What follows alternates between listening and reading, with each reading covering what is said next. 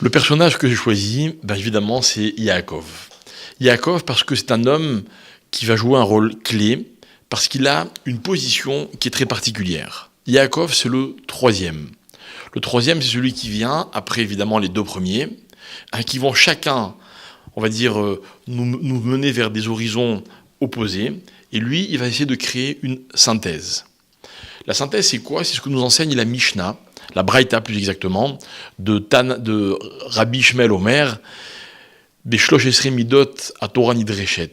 Rabbi Shmuel était un maître qui nous avait enseigné que pour déchiffrer, comprendre les versets de la Torah, il y a 13 drashot, 13 moyens, 13 mécanismes à travers lesquels on comprend le vrai message des versets de la Torah. Le 13e, c'est celui qui nous dit qu'il peut arriver qu'un jour, tu rencontres dans ton étude de la Torah un verset qui te dit une chose et un deuxième qui te dit le contraire. Que faire?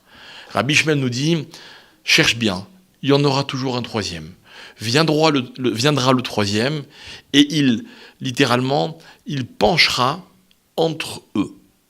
Il penchera comme une balance qui pencherait d'un côté ou de l'autre. Mais il n'est pas dit que la balance penchera ou d'un côté ou de l'autre, il est dit que la balance penchera entre eux. Ça veut dire entre eux, celui qui dit blanc et celui qui dit le contraire.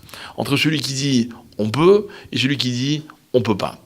Entre deux personnages, par exemple, tels que Abraham et Yitzhak. Entre eux, ça veut dire qu'en fait, l'homme dans la vie, on lui confie un curseur. Un curseur qui doit positionner entre les deux extrêmes. Dans la vie, il y a toujours deux extrêmes. Lorsque Dieu a créé le monde, le premier jour, il a dit Tov. C'était bien. C'est normal, il n'y en avait qu'un seul. Dans la vie, quand on est tout seul, on est parfait. Le deuxième jour, Dieu n'a pas dit Tov. Pourquoi? Parce que le deuxième, c'est celui qui vient proposer souvent le contraire de ce qu'a dit le premier. Il est un petit peu l'intrus. Il est le contestataire. Il est l'opposition. Et ça nous pose un problème. C'est très difficile de définir celui qui contredit et de dire qu'il est Tov. Mais qu'on ne s'inquiète pas. Dieu va créer un troisième jour dans lequel il dira 2 fois Tov. Pourquoi? Parce que en terminant ce qui a été entamé, non pas seulement le deuxième, mais les 2 premiers jours, on va trouver un équilibre. Et l'équilibre, c'est quoi? C'est évidemment cette valeur qui est aussi parfaite que fragile, mais qui en fait est composée des 2 tendances qui sont souvent antinomiques. Dans la vie, on rencontre sans arrêt des contraires. On rencontre sans arrêt l'opposition, la contestation. On n'est jamais d'accord avec personne, ou plutôt personne n'est jamais d'accord avec nous. Et finalement, la réalité, la vérité, c'est pas une personne ou une autre, c'est ce qui se passe entre eux. C'est ce qu'il y a entre les deux. Et finalement, dans une relation, ce qui est intéressant, c'est que la vérité, elle est des fois chez l'un et des fois chez l'autre.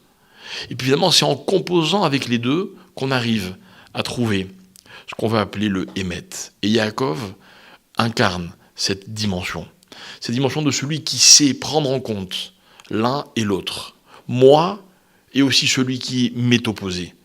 Et quand je prends en compte, alors je découvre réellement ce que c'est que le Hémet. Le Hémet est à la fois une valeur absolue, mais elle est à la fois la prise en compte de tout ce qui existe, de toutes les possibilités. C'est un faisceau à travers lequel on trouve un équilibre. Voilà pour moi ce qu'incarne le personnage de Yaakov.